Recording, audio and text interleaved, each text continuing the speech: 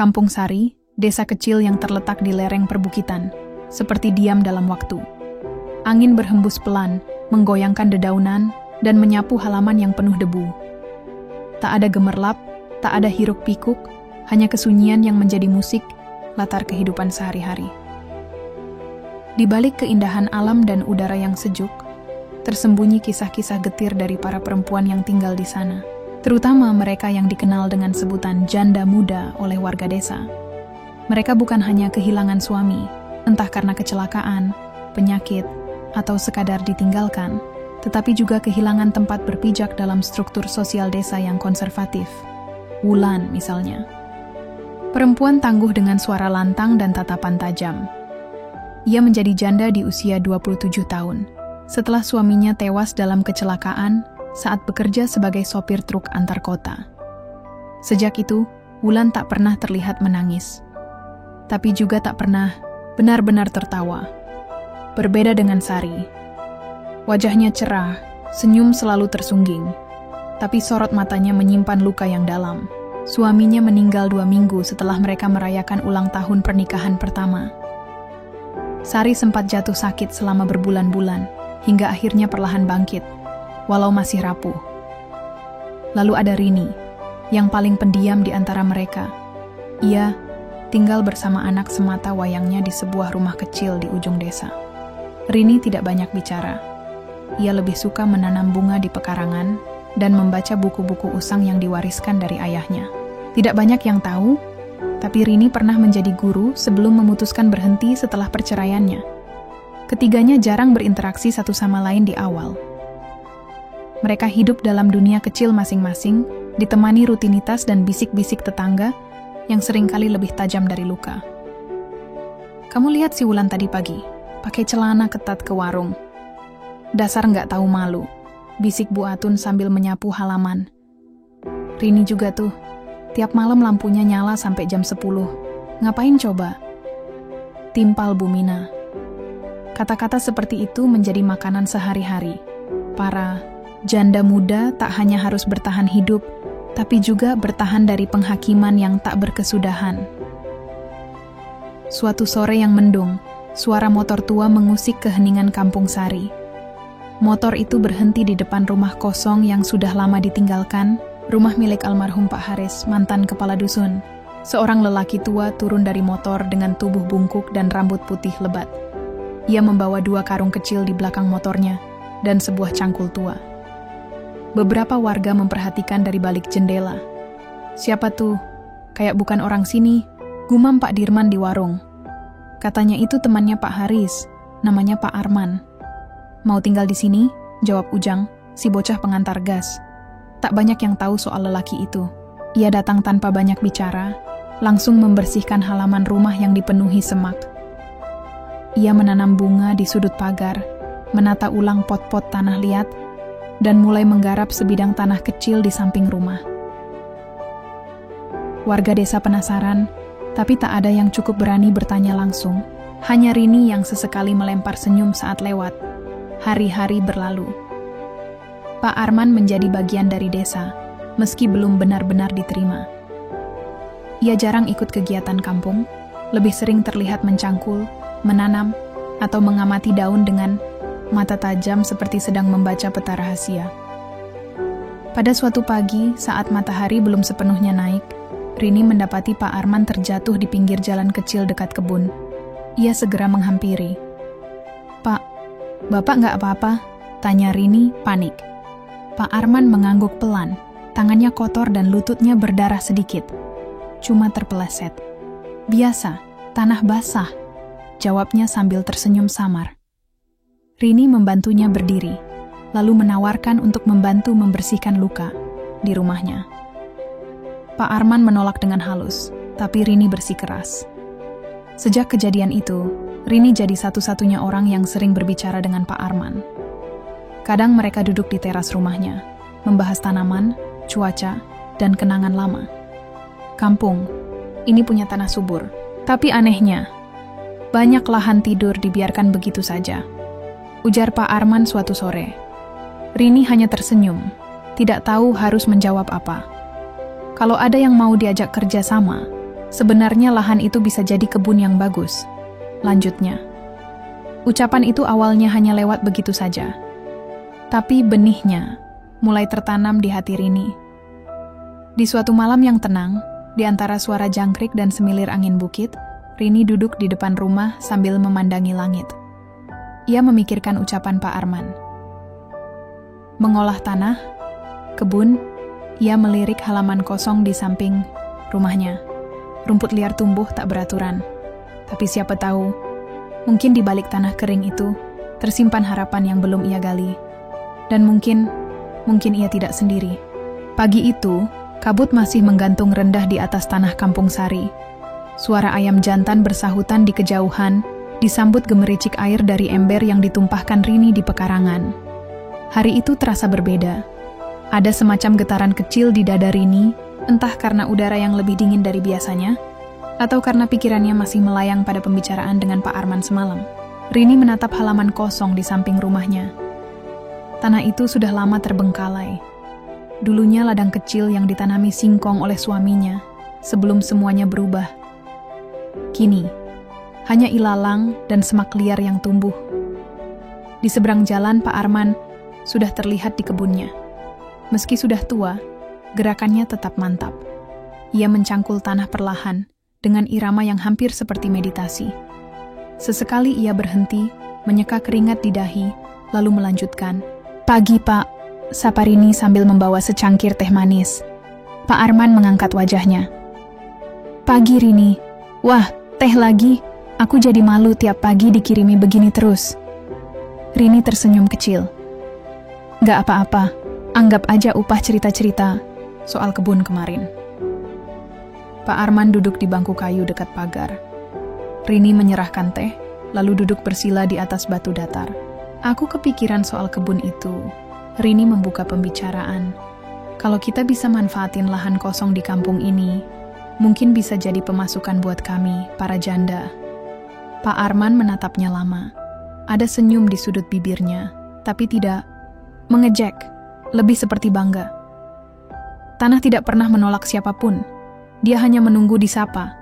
Rini mengangguk. Lalu ia terdiam sejenak. Tapi aku nggak tahu caranya. Cuma tahu nyiram bunga. Pak Arman tertawa ringan. Semua orang belajar dari awal. Bahkan petani terbaik sekalipun pernah bikin ladang gagal panen. Setelah itu, percakapan mengalir seperti aliran sungai kecil. Pak Arman mulai menjelaskan langkah-langkah dasar. Membersihkan lahan, menggemburkan tanah, memilih bibit, pola tanam sederhana. Tidak terlalu rumit, tapi membutuhkan tenaga dan niat. Sore harinya, Rini mulai membersihkan lahannya sendiri. Tangannya gemetar saat mencabut rumput liar pertama. Tapi rasa lelah itu tertutup oleh perasaan hangat yang mulai tumbuh di dalam dirinya. Harapan. 2 hari kemudian, Wulan lewat di depan rumah Rini sambil membawa 2 kantong belanjaan. Ia melihat Rini sedang mencangkul sambil ngos-ngosan, pipinya merah dan kaosnya basah oleh keringat. "Ngapain, Rin? Jadi petani sekarang?" tanyanya dengan nada setengah mengejek. Rini berdiri, mengelap wajahnya. "Coba-coba aja, Wul, pada halaman kosong terus." Wulan mendekat, meletakkan belanjaan di pinggir pagar. Ia mengamati tanah yang sebagian sudah mulai digarap. "Ini idemu?" "Sebenarnya idenya Pak Arman. Dia ngajarin aku," jawab Rini. Wulan mencibir. "Lelaki tua itu, kamu percaya?" Rini tersenyum tenang. "Awalnya aku juga ragu. Tapi ternyata dia tahu banyak soal tanah dan tanaman. Nggak maksa juga. Cuman ngajak." Wulan diam. Ia melirik ke arah rumah Pak Arman, lalu kembali menatap tanah yang setengah tergarap itu. "Kalau hasilnya jelek, kamu nggak nyesel?" tanyanya. "Lebih nyesel kalau nggak nyoba," jawab Rini pelan, tapi mantap. Entah kenapa, jawaban itu membuat Wulan terdiam cukup lama. Matanya bergerak cepat, seolah menghitung segala kemungkinan dalam kepalanya. Lalu, tanpa bicara, ia mengambil cangkul cadangan yang tergeletak di pinggir pagar. "Boleh pinjam?" Rini mengangguk, terkejut, tapi senang. "Tapi kamu yakin?" "Yakin enggak yakin, coba aja dulu," kata Wulan. Dan begitulah sore itu berakhir dengan dua perempuan menggali tanah berdampingan, tak banyak bicara, tapi saling memahami. Keesokan harinya, Sari datang membawa pisang goreng. Ia tertawa saat melihat Wulan berkotor-kotor ria di kebun Rini. "Tumben kamu mau capek-capek, Wul. Biasanya duduk manis di warung," canda Sari. "Coba aja dulu, Sar. Siapa tahu bisa jadi duit," jawab Wulan datar, tapi tidak ada nada marah. Pak Arman yang kebetulan lewat, menyapa mereka dari balik pagar. "Pagi, ibu-ibu. Wah, sudah mulai rame nih kebunnya." Sari menatap Pak Arman sebentar. Ada ragu di matanya. "Beneran nih, Pak? Ini semua bisa jadi hasil?" Pak Arman mengangguk. "Kalau tanah dikasih cinta, dia akan memberi lebih dari yang kamu harapkan."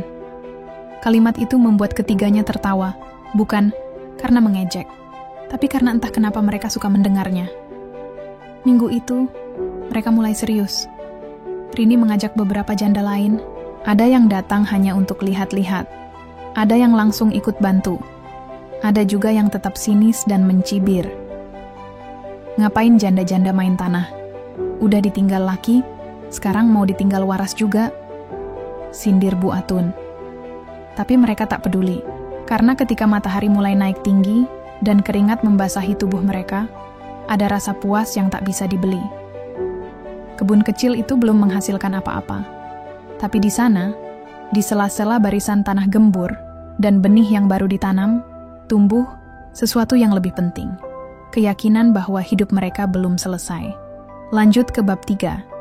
Di bab selanjutnya, kita akan lihat bagaimana para janda mulai benar-benar mengolah tanah bersama-sama. Dan bagaimana warga desa mulai memperhatikan perubahan ini, baik dengan kagum maupun sinis. Matahari mulai naik ketika suara-suara geliat baru terdengar di tanah kosong samping rumah Rini. Kini bukan hanya Rini, Wulan, dan Sari yang mencangkul dan menanam, tapi ada 5 perempuan lainnya yang ikut bergabung. Sebagian masih malu-malu, sebagian lagi justru terlihat semangat, seolah telah lama menanti alasan untuk merasa hidup kembali. Salah satunya adalah Mbak Darti, janda 2 anak yang selama ini bekerja sebagai buruh cuci di rumah-rumah tetangga. Tangannya kasar, tapi gerakannya luwes saat mencangkul. Ia bahkan sempat memberi masukan tentang cara menanam bayam dengan pola zigzag agar pertumbuhannya merata. "Dulu waktu kecil aku suka bantuin almarhum bapak di kebun. Lumayanlah masih ingat sedikit," ujarnya sambil tersenyum. Yang lainnya, seperti Yuyun dan Ningsih, justru baru pertama kali menyentuh tanah kebun. Tapi mereka belajar cepat. Rini dan Pak Arman bergantian mengajarkan cara menyemai benih, menyiram dengan takaran cukup, dan menandai setiap area dengan kayu kecil bertuliskan nama tanaman. Setiap sore, halaman kecil itu menjadi tempat yang ramai. Tidak hanya tangan yang bekerja, tapi juga tawa dan obrolan yang sempat hilang selama bertahun-tahun. "Kalau panen pertama gagal, kita buat pesta gagal panen ya," canda Wulan sambil membenarkan ikat rambutnya. "Kalau sukses gimana?" sahut Sari. "Kita buat pesta juga, biar dua-duanya tetap dirayain," jawab Wulan tawa pecah. Udara terasa lebih ringan.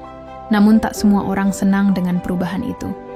Warung Bu Atun yang biasa ramai sore hari mulai sepi. Para janda yang dulunya duduk-duduk di bangku depan, mengobrol sambil membeli kopi atau gorengan, kini lebih memilih nongkrong di kebun. "Bikin geng sendiri sekarang mereka," gerutu Bu Atun sambil menyapu halaman warung. "Dulu minta cabai 2 biji aja nggak malu, sekarang sok mandiri." Gosip mulai berkembang. Katanya, para janda itu dikibuli oleh Pak Arman. Ada yang bilang lelaki tua itu hanya ingin mengambil keuntungan dari tenaga gratis para perempuan itu. Ada pula yang berbisik, jangan-jangan itu hanya kedok agar bisa dekat dengan para janda. Pak, RT pun sempat dipanggil warga untuk dimintai pendapat. "Pak, itu si Pak Arman beneran niat bantu atau ada maunya?" tanya Bu Tarmi, yang biasanya jadi koordinator arisan RT Pak RT, hanya mengangkat bahu. "Selama ini belum ada yang aneh.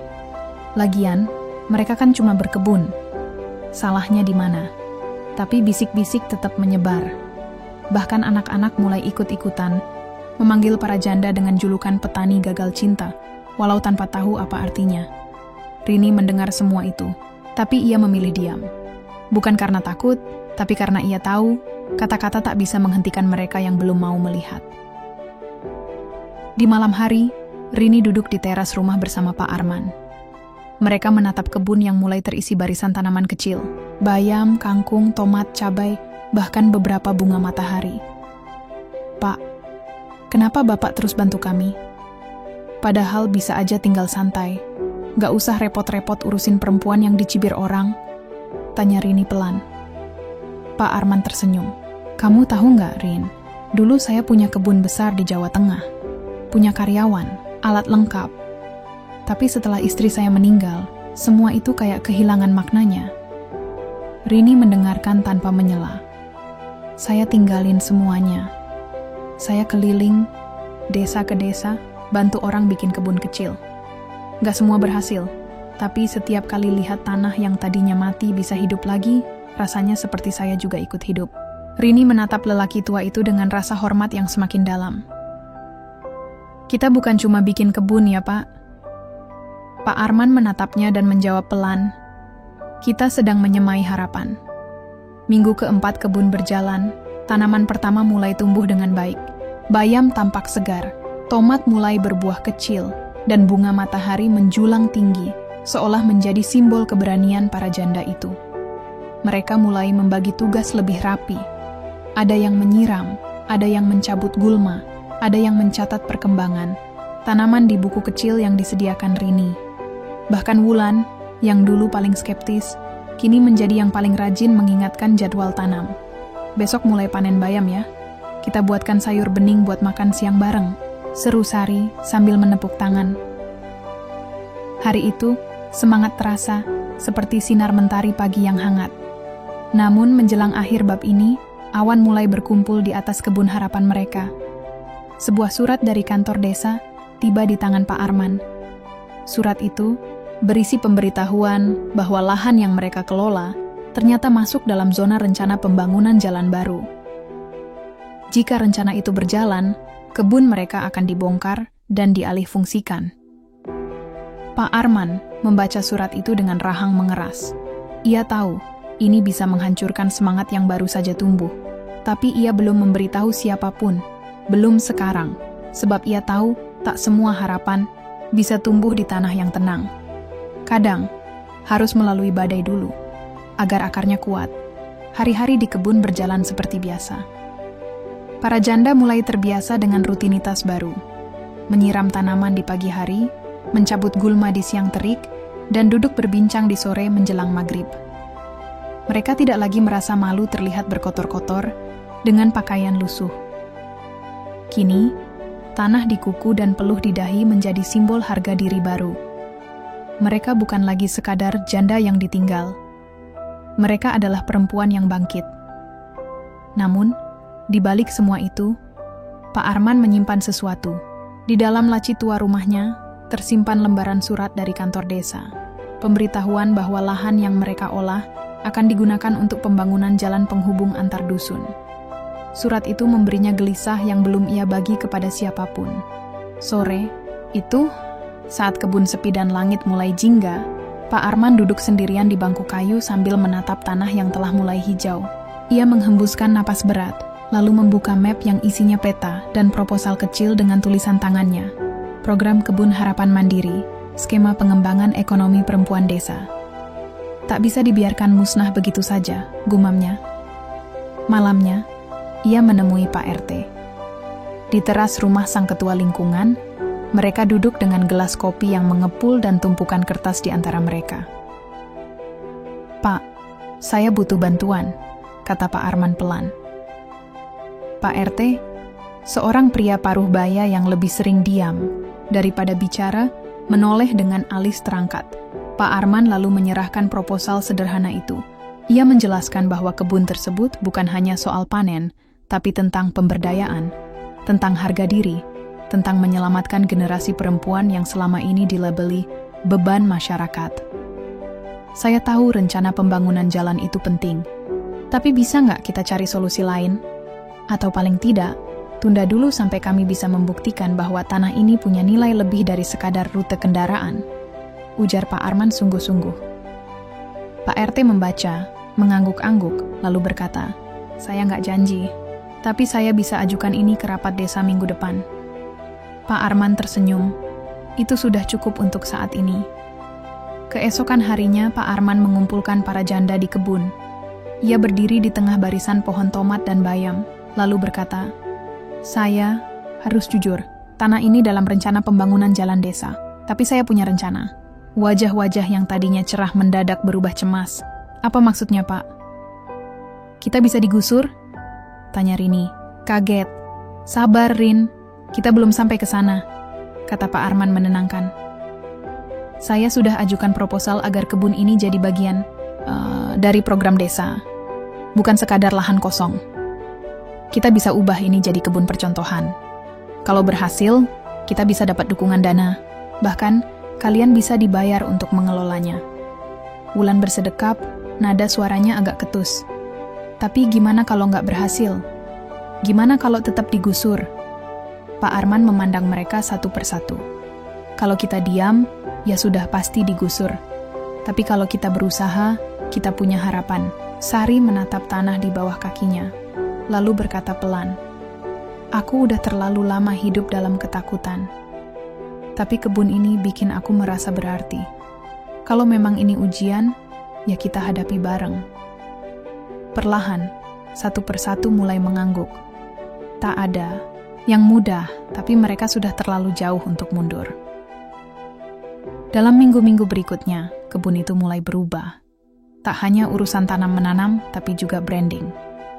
Mereka mulai memberi nama pada kebun itu, Kebun Harapan.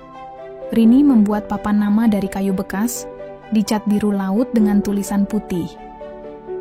Wulan, yang dulunya malas belajar, kini rajin mencatat hasil panen dan mencetak label kecil bertuliskan sayur segar dari janda mandiri. Mereka bahkan mulai menjual beberapa hasil panen ke warga sekitar, lengkap dengan kemasan sederhana dan senyum ramah yang membuat siapapun merasa diterima. Kebun itu mulai dikenal. Orang-orang dari desa sebelah mulai mampir, tertarik dengan cerita di balik gerakan ini. Bahkan beberapa remaja datang untuk belajar bertani secara alami, bebas pestisida. Tapi badai tak pernah lupa jalan kembali. Menjelang akhir bulan, rapat desa memutuskan bahwa rencana pembangunan jalan tetap berjalan, namun ditunda 3 bulan. Pak Arman diberi waktu untuk membuktikan bahwa Kebun Harapan layak dipertahankan. Saat kabar itu disampaikan, para janda hanya bisa terdiam 3 bulan. Itu waktu yang singkat, tapi cukup untuk membalik keadaan atau kehilangan segalanya, dan di sanalah mereka berdiri, di antara benih dan mimpi yang belum sempat tumbuh sepenuhnya. Tapi tak ada yang gentar. Karena sekarang mereka tahu, mereka tak lagi sendiri. 3 bulan. Kalimat itu menjadi gema yang menggantung di udara, seperti alarm yang tak kunjung mati. Bagi para janda, 3 bulan bukan hanya waktu untuk membuktikan kelayakan kebun mereka, tapi juga pertaruhan akan martabat, kebersamaan, dan keberanian yang baru tumbuh. Awalnya mereka berjalan cepat. Setiap hari, kegiatan kebun makin padat. Rini mengatur jadwal rotasi, Wulan mulai belajar membuat kompos dari sisa dapur, dan Sari mencoba membuat media sosial sederhana untuk mempromosikan produk mereka. Ada semangat yang terasa seperti percikan, api menyala di hati masing-masing. Namun, seperti kebun yang butuh air dan pupuk, semangat pun bisa layu jika tak dijaga. Mulai terasa, perlahan namun pasti, gesekan kecil di antara mereka. Ketika hasil panen tidak sesuai harapan, suara saling menyalahkan mulai terdengar. Ketika ada kesepakatan harga jual yang tidak disetujui semua pihak, kecurigaan muncul. Dan saat kerjaan tidak terbagi rata, bisik-bisik menyusup seperti angin, dingin di balik pintu yang terbuka. Suatu sore, di bawah pohon mangga yang menaungi sudut kebun, pertengkaran kecil pun pecah. "Aku capek, Rin. Tiap hari aku yang nyapu, nyiram, bersih-bersih, tapi yang dapat pujian kamu mulu." Sari melemparkan sarung tangannya ke tanah, napasnya tersengal. Rini yang sedang mencatat hasil panen langsung berdiri. "Kamu ngomong apa sih?" "Sar, ini bukan soal pujian. Kita kerja bareng." Wulan berusaha menengahi. Udah, jangan mulai lagi." "Bukan mulai, Wul. Aku cuma jujur. Dari awal juga aku paling rajin, tapi kayak nggak kelihatan aja." lanjut Sari dengan mata berkaca-kaca. Rini menarik napas panjang, mencoba menenangkan diri. Kalau kamu ngerasa nggak adil, kita bahas bareng. Tapi jangan meledak gini, kita semua capek. Sari memalingkan muka, lalu berjalan pergi sambil berkata lirih. Kadang aku merasa, kebun ini bukan untuk kita semua, tapi cuman untuk yang kelihatan pintar ngomong aja. Kalimat itu menyisakan luka. Tidak hanya untuk Rini, tapi untuk semua yang mendengarnya. Malam itu, Pak Arman datang ke rumah Rini. Ia mendapati Rini duduk sendiri di tangga kayu depan rumah, ditemani suara jangkrik dan nyala redup lampu teras. Capek ya? Tanya Pak Arman pelan. Rini hanya mengangguk, tanpa menoleh. Pak Arman duduk di sampingnya. Perjalanan begini memang bukan cuma soal tanah dan tanaman, tapi soal ego, luka lama, dan rasa ingin diakui. Rini memeluk lututnya. Saya cuma mau semua bahagia, Pak. Tapi kenapa malah makin jauh? Karena semua orang bawa beban sendiri-sendiri. Kamu tahu kenapa saya kembali ke desa ini?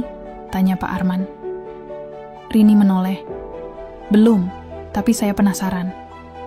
Pak Arman menarik napas dalam. Dulu saya kerja di kota, di lembaga pertanian. Proyek besar, gaji besar. Tapi saya lupa satu hal. Bahwa menanam yang paling berharga itu bukan cuma di tanah, tapi di hati manusia. Saya gagal menjaga keluarga saya. Istri saya meninggal karena saya terlalu sibuk mengejar ambisi. Anak-anak saya pindah ke luar negeri, dan saya tinggal sendiri, sepi. Rini menatap Pak Arman dengan tatapan yang tak bisa disembunyikan. Iba, hormat, dan kagum bercampur jadi satu. Saya datang ke sini bukan karena kasihan sama kalian, tapi karena saya lihat diri saya di kalian, orang-orang yang masih punya harapan meski terluka, lanjut Pak Arman dengan suara bergetar. Hening sejenak. Angin malam menyentuh kulit dengan lembut. Kamu belum gagal, Rin. Kalian belum gagal. Kalian cuma lagi diuji. Esok paginya, Rini datang ke kebun lebih awal dari biasanya. Ia membawa kue buatan sendiri dan beberapa termos teh hangat. Ia menunggu satu persatu datang. Dan ketika mereka berkumpul, ia berdiri di tengah, menatap mereka satu persatu. Aku minta maaf, katanya tegas. Kalau aku terlalu dominan. Kalau aku bikin kalian ngerasa nggak dihargai. Kita semua punya andil di sini. Dan tanpa kalian, kebun ini nggak akan ada. Sari menunduk. Wulan menahan senyum kecil. Aku juga minta maaf, kata Sari. Aku cuman capek jadi janda kuat. Kadang aku pengen dimengerti juga. Tapi aku tahu, kita semua berjuang. Lalu mereka tertawa kecil, menatap satu sama lain dengan mata yang penuh pemahaman. Mungkin benar, mereka sedang menanam sesuatu yang lebih dari sekadar sayur. Mereka sedang menanam kepercayaan, yang tumbuh perlahan, tapi bisa mengakar dalam jika dijaga bersama. Hari itu, mereka kembali bekerja. Tak ada yang sempurna, tapi ada semangat baru. Mereka saling menyemangati, saling menolong, dan saling mengingatkan. Kebun itu kini bukan hanya tempat bertani, tapi ruang untuk belajar mencintai diri dan sesama. Namun, waktu terus berjalan. Bulan pertama telah berlalu, tinggal 2 bulan lagi untuk membuktikan bahwa kebun harapan layak dipertahankan. Dan tanpa mereka sadari, di balik semak dan dinding rumah warga, sepasang mata memperhatikan mereka, mencatat, mengawasi, dan merencanakan sesuatu. Hari-hari di kebun mulai menunjukkan hasil. Tomat-tomat ranum bergelantungan manis di batangnya. Bayam dan kangkung tumbuh subur. Bahkan beberapa warga dari dusun tetangga mulai rutin datang membeli hasil panen langsung. Semangat di antara para janda perlahan menguat kembali. Meski lelah, mereka merasa punya arah, punya tujuan, punya keluarga baru. Namun, seperti tanah yang terlihat subur tapi menyimpan akar liar di bawahnya, kedamaian itu mulai terusik. Hari itu, saat matahari mulai tergelincir dari puncaknya, sebuah mobil SUV hitam menggelinding pelan memasuki jalan, sempit menuju kebun. Kendaraan itu begitu mencolok di tengah rumah-rumah bambu dan semak liar yang belum sempat dibersihkan. Mobil berhenti di pinggir kebun. Seorang pria turun. tinggi, rapi, dengan kacamata hitam dan sepatu mengkilap. Di tangannya, ia membawa map berisi dokumen tebal. "Permisi," ucapnya sambil menatap Rini yang tengah menggali tanah. Rini berdiri sambil membersihkan tangannya. "Iya, Pak. Bisa dibantu?" "Saya dari pengembang proyek Jalan Desa. Nama saya Fadil. Saya ingin bertemu dengan Pak Arman." Beberapa menit kemudian, mereka berkumpul di saung sederhana dekat kebun. Pak Arman duduk dengan tubuh agak tegang. Di hadapannya, Fadil membuka map dan mulai bicara. "Pak Arman, kami menghargai inisiatif Bapak dan Ibu-ibu semua. Tapi saya harus jujur, proyek ini sudah dirancang sejak 2 tahun lalu. Dan lokasi kebun ini, ya, sangat strategis." "Lalu?" tanya Pak Arman datar. "Kami memberi waktu 3 bulan untuk pembuktian. Tapi hari ini saya datang untuk menyampaikan bahwa pihak kabupaten ingin mempercepat proses pembangunan karena target anggaran tahun ini. Dengan kata lain, 1 bulan lagi alat berat akan masuk ke lokasi." Semua terdiam. Angin sore serasa berhenti. Rini menelan ludah, Sari mengepalkan tangan di pangkuannya. 1 bulan, seru Wulan. "Kami baru setengah jalan, kami baru mulai panen." Fadil hanya mengangkat bahu kecil. "Kami juga punya tenggat waktu. Ini bukan keputusan saya pribadi." Pak Arman menyandarkan punggungnya, mencoba menenangkan detak jantungnya yang mulai cepat. "Tidak bisa. Kami akan bandingkan ini. Saya punya dokumen proposal yang sudah diajukan ke desa."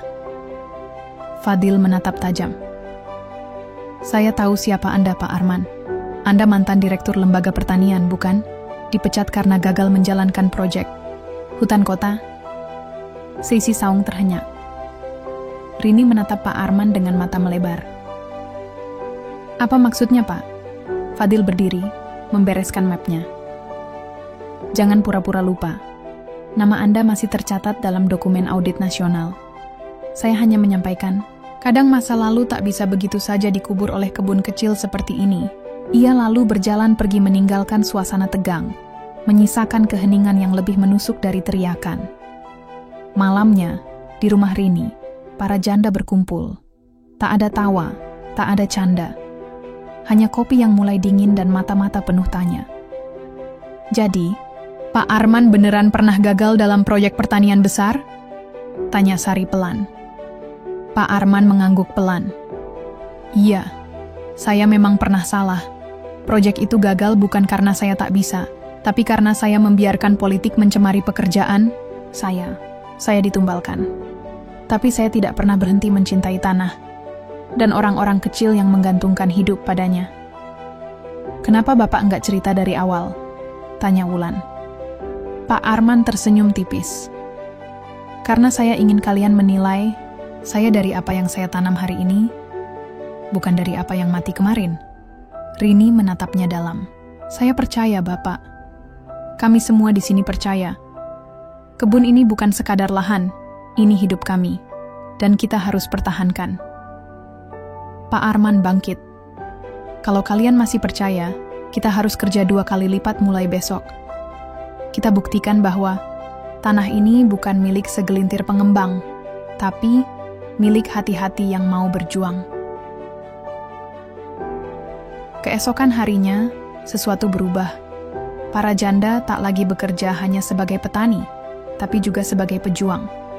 Rini membuat petisi daring dan offline, mengumpulkan tanda tangan warga desa yang mendukung keberadaan kebun. Sari mulai menghubungi media lokal. Wulan menyusun dokumentasi visual dari kegiatan mereka selama ini, untuk dikirim ke kantor desa dan kabupaten.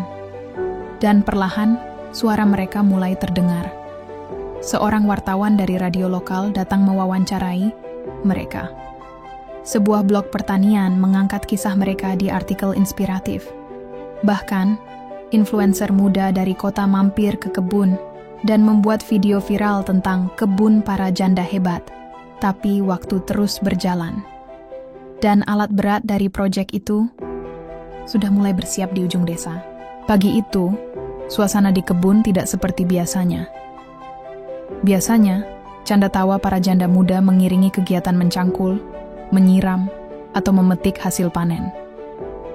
Tapi kali ini, tak satu pun suara terdengar.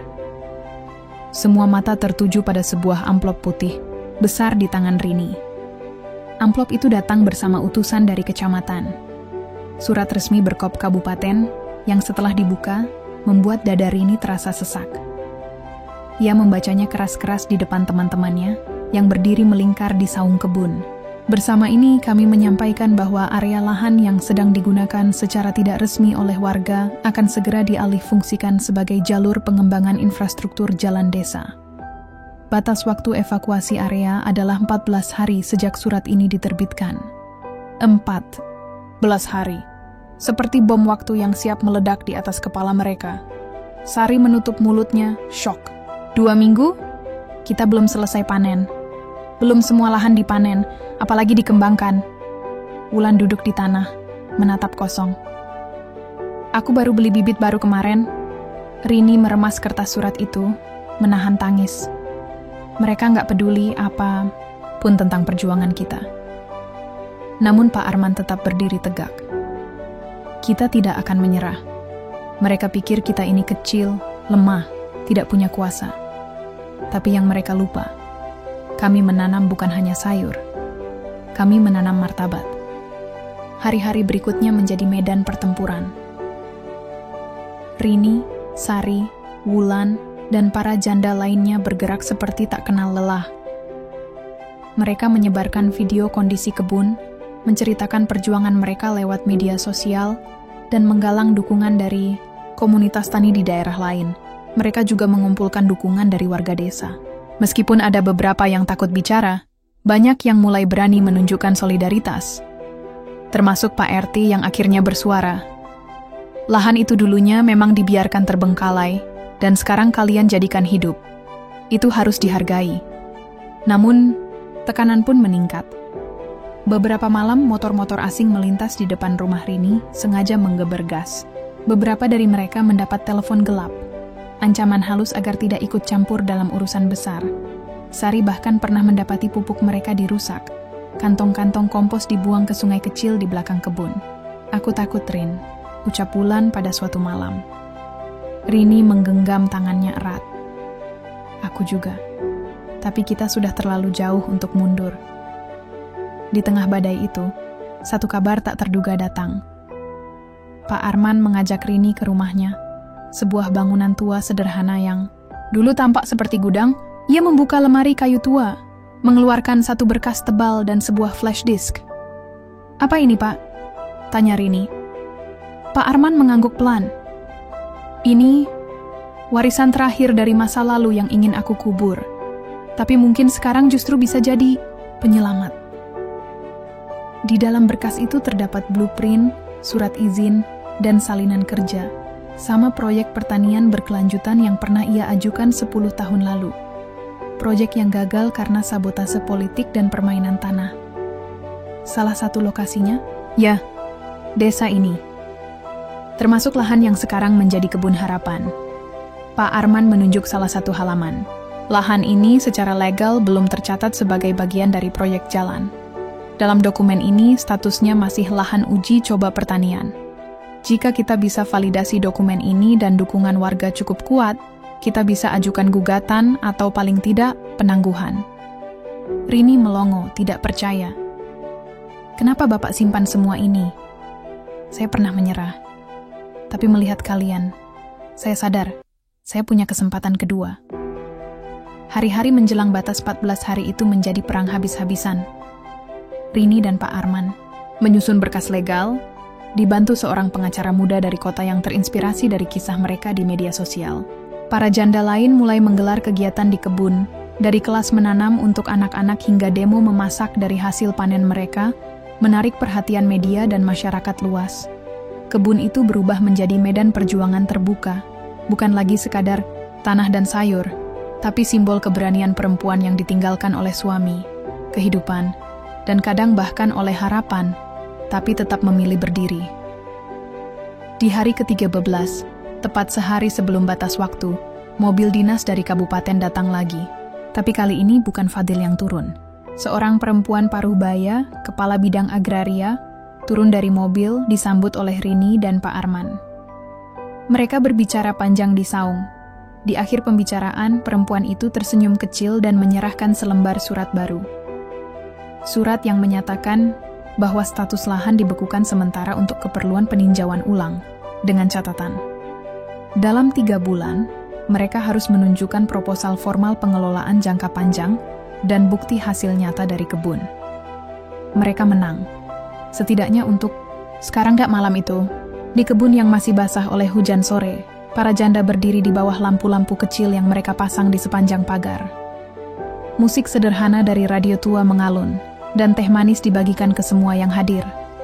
Tak ada pesta mewah, tapi ada senyum, ada pelukan, ada air mata bahagia. Aku belum pernah ngerasa sekuat ini, bisik Wulandrini menatap langit. Kita belum selesai, tapi setidaknya sekarang kita tahu kita bisa. Namun, satu hal masih mengganjal. Fadil menghilang sejak surat itu dikeluarkan. Tapi kabar dari luar desa mengatakan ia belum menyerah. Dan mungkin ujian terakhir belum benar-benar datang. 3 minggu setelah status lahan dinyatakan dibekukan sementara, para janda mulai bernapas lebih lega. Aktivitas kebun kembali seperti semula. Tomat mulai memerah, kangkung tumbuh subur, bahkan ada permintaan rutin dari koperasi sekolah untuk pasokan sayur mingguan. Namun, kedamaian itu ternyata hanya sementara. Pagi itu, mobil SUV hitam mengilap berhenti di pinggir kebun. Seorang pria berjas berdiri di sampingnya, ditemani Fadil, pria yang sebelumnya membawa surat penggusuran, kini muncul kembali, kali ini tersenyum lebar. Rini dan Sari menghampiri, waspada. Selamat pagi, Bu Rini, Bu Sari. Kami dari perusahaan Green Future Development. Kami tertarik dengan lahan ini. Lahan ini punya potensi besar untuk pengembangan eco-resort. Kami bisa bekerja sama. Sari melipat tangan di dada. Kami sudah punya kebun. Kami nggak butuh resort. Pria itu tertawa, Rama. Justru karena itu kami datang. Kami tahu perjuangan ibu-ibu semua luar biasa. Maka kami ingin tawarkan kerja sama investasi, bukan penggusuran. Ibu-ibu tetap punya peran, bahkan bisa kami pekerjakan sebagai pengelola. Kami bayar sewa lahan 2 kali lipat harga pasar. Gimana? Tawaran itu seperti pisau bermata 2, manis di mulut, tapi tajam di ujung. Malam harinya, suasana rapat di saung penuh ketegangan. Di meja kayu sederhana, proposal dari Green Future Development terbuka lebar. Angka-angkanya mencolok, jutaan rupiah, untuk sewa, bonus hasil keuntungan, dan janji pelatihan manajemen. Aku jujur aja, Rin, kata Wulan pelan. Aku lelah miskin. Ini kesempatan. Mungkin ini cara kita benar-benar bangkit. Rini menarik napas dalam. Tapi kalau kita terima, kebun ini berubah. Bukan lagi tempat kita menanam dari hati, tapi jadi tempat wisata. Kita kehilangan kendali. Kita tetap kerja di sana, saut salah satu. Masih bisa dapat uang, bahkan lebih banyak. Pak Arman yang diam sedari tadi akhirnya angkat suara. Kalau uang yang kalian kejar, tawaran itu sangat menarik. Tapi uang datang dan pergi. Yang kalian tanam di kebun ini lebih dari hasil panen. Kalian menanam martabat, rasa percaya diri, bahkan jati diri. Ruangan terdiam. Dulu saya punya semuanya, perusahaan, uang, reputasi. Tapi saya hancur saat mengorbankan prinsip demi keserakahan. Jangan ulangi kesalahan saya. Hari-hari berikutnya berubah jadi adu argumen, bahkan saling sindir. Sebagian mendukung proyek, melihatnya sebagai kesempatan langka. Sebagian lain merasa dikhianati. Seperti perjuangan mereka tak berarti apa-apa. Jadi kita kembali jadi buruh di atas tanah yang kita bangun dari nol? Bentak Sari suatu malam. Mau sampai kapan kita jual harga diri buat kenyamanan sementara? Wulan menangis di pojok. Aku cuma pengen anakku sekolah, Sar. Persahabatan yang selama ini jadi akar kekuatan mulai retak. Suatu malam Rini duduk sendiri di kebun. Ia memandang saung tempat biasa mereka bercanda kini sepi. Lampu Petromax menggantung redup, di sampingnya map proposal dari investor tergeletak, terbuka. Pak Arman duduk di sampingnya tanpa suara. Pak, kalau saya salah pilih, saya bisa kehilangan semua, ya? Pak Arman menatap langit. Bukan soal salah atau benar. Ini soal apa yang kamu percaya. Kalau kamu percaya pada uang, pilih uang. Tapi kalau kamu percaya pada perjuangan kalian, tetap jaga akar ini. Rini menggigit bibir. Air matanya jatuh diam-diam. Keesokan paginya, saat semua berkumpul, Rini berdiri di tengah kebun. Rambutnya diikat ke belakang, wajahnya tegas tapi lembut. Aku ngerti semua dari kita punya luka dan alasan, tapi aku nggak bisa jual tanah ini. Tanah ini rumah kita. Dan rumah nggak untuk disewakan demi mimpi orang lain. Sari berdiri di belakangnya. Aku ikut Rini. Satu persatu, para janda maju. Wulan butuh waktu paling lama, tapi akhirnya ia menggenggam tangan Rini. Mungkin aku belum sepenuhnya yakin, tapi aku percaya sama kalian. Pihak Green Future Development ditolak secara resmi. Mereka sempat mengancam secara halus, tapi Pak Arman sudah menyiapkan segalanya. Dokumen legal diperkuat, pengacara komunitas mendukung, dan masyarakat desa ikut membentengi kebun. Tak ada yang tahu apa lagi yang akan datang, tapi satu hal pasti, mereka sudah memutuskan untuk bertahan. Namun, sebuah surat datang 3 hari kemudian dari kecamatan. Tanah itu akan dilelang ulang tahun depan. Pertarungan belum selesai, kata Pak Arman pelan. Tapi kali ini, kita sudah tahu siapa kita. Kabar tentang lelang lahan yang akan diadakan tahun depan mengguncang seluruh anggota komunitas janda di desa kecil itu. Mereka tahu ini bukan sekadar pertarungan biasa. Ini adalah momen penentuan nasib. Rini duduk di depan meja kayu di saung kebun, menatap peta lahan dengan garis-garis warna-warni. Di sekelilingnya, para janda dan Pak Arman berkumpul, menyiapkan rencana yang selama ini hanya menjadi angan-angan. Kalau kita mau beli tanah ini, ujar Pak Arman tegas, kita harus kumpulkan modal besar. Kita tidak bisa hanya mengandalkan sumbangan desa. Dana dari mana, Pak? Kita semua masih hidup pas-pasan, ucap Wulan dengan suara lemah. Rini menatap mata mereka satu persatu. Kita harus memikirkan cara cerdas. Aku sudah kontak beberapa organisasi sosial dan koperasi, tani di kota. Mereka tertarik membantu, terutama setelah melihat perjuangan kita di media sosial. Sari menambahkan, aku juga sudah ngobrol dengan beberapa toko sayur dan restoran. Mereka siap membeli produk kita dengan harga yang lebih baik kalau kita bisa produksi lebih banyak. Pak Arman mengangguk penuh harap. Kita juga harus urus dokumen lahan lebih rapi. Kalau ada surat-surat lama yang bisa menguatkan klaim kita harus cari sekarang. Hari-hari berikutnya diisi dengan kerja keras yang lebih dari sebelumnya.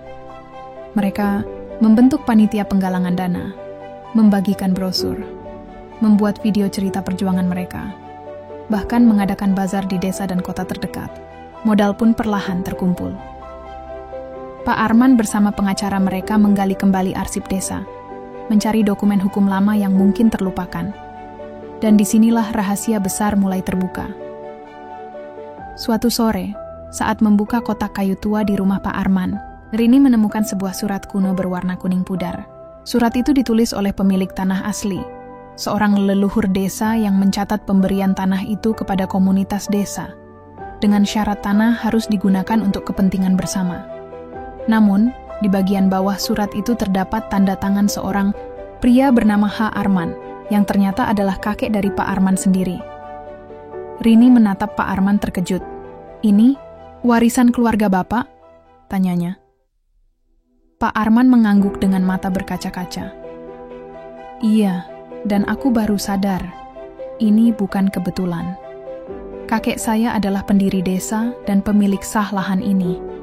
Selama ini aku diam, tapi aku berjanji akan melindungi warisan ini. Berita tentang temuan surat itu disebarluaskan ke komunitas. Dukungan dari warga semakin menguat. Kini bukan hanya soal kebun, tapi tentang menjaga warisan dan kehormatan desa. Dengan semangat baru, mereka menyusun proposal lengkap untuk ikut serta dalam lelang. Rini, Sari, dan Wulan gigih mengurus administrasi, sementara Pak Arman menghubungi pengacara dan tokoh masyarakat yang punya pengaruh. Namun, ketegangan tetap ada. Fadil yang sebelumnya menghilang tiba-tiba muncul lagi, menawarkan jalan tengah untuk menjual lahan itu ke perusahaan dengan harga tinggi, tapi dengan imbalan besar untuk komunitas. Rini menatapnya dingin. Kami bukan barang dagangan, Fadil. Kami ingin mempertahankan hak kami. Fadil tersenyum sinis. Kamu tidak tahu apa yang kamu tolak. Jika kalah lelang, kalian akan kehilangan segalanya. Malam itu, Rini dan Pak Arman duduk bersama di saung, membicarakan kemungkinan terburuk. Aku takut, Pak, kata Rini lirih. Kalau kita gagal? Pak Arman menepuk pundaknya. Kalau kita gagal, kita akan bangkit lagi. Karena ini bukan cuma soal tanah, tapi soal siapa kita dan bagaimana kita memperjuangkan masa depan. Rini menghela napas, menatap bintang-bintang di langit. Ini bukan hanya tentang kebun. Ini tentang keluarga, warisan, dan harapan. Pagi itu, udara desa terasa lebih segar dari biasanya. Suara burung saling bersahutan, angin lembut mengibarkan dedaunan kebun yang kini makin rindang. Namun, di hati setiap perempuan di komunitas janda itu, terasa degup cemas yang tak bisa disembunyikan. Hari, lelang lahan akhirnya tiba. Rini berdiri di depan balai desa, ditemani Pak Arman dan para janda lainnya. Mata mereka berkaca-kaca, bukan karena takut, tapi karena harapan yang sudah lama dirawat tumbuh dengan penuh cinta dan kerja keras. Lelang dimulai dengan penawaran harga dari berbagai pihak. Suara ketukan palu terdengar beberapa kali, namun Rini dan timnya tetap teguh, menawarkan jumlah sesuai kemampuan dan strategi yang sudah mereka siapkan. Saat detik-detik terakhir, persaingan ketat terjadi antara mereka dan perusahaan Green Future Development. Harga melonjak, membuat jantung hampir berhenti berdetak.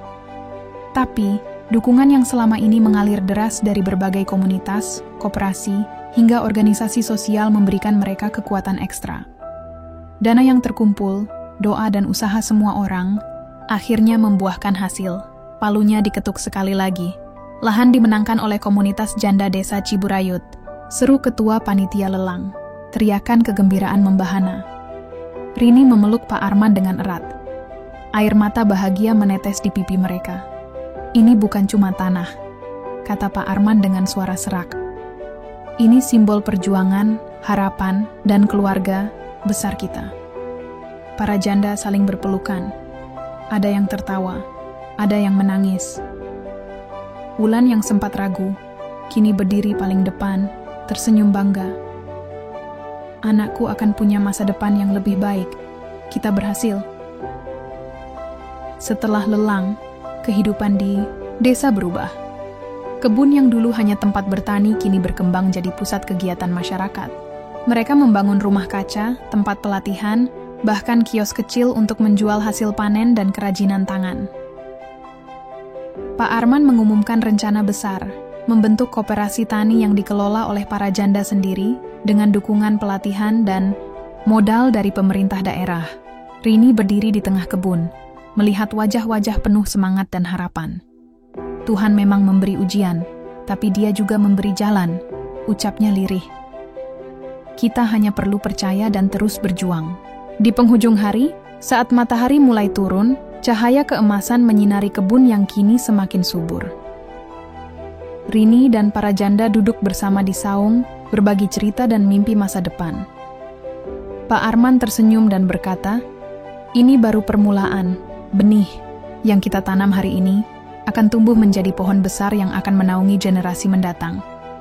Semua mengangguk, merasa hidup mereka telah berubah selamanya.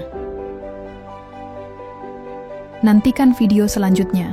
Jangan lupa klik subscribe, like, dan share.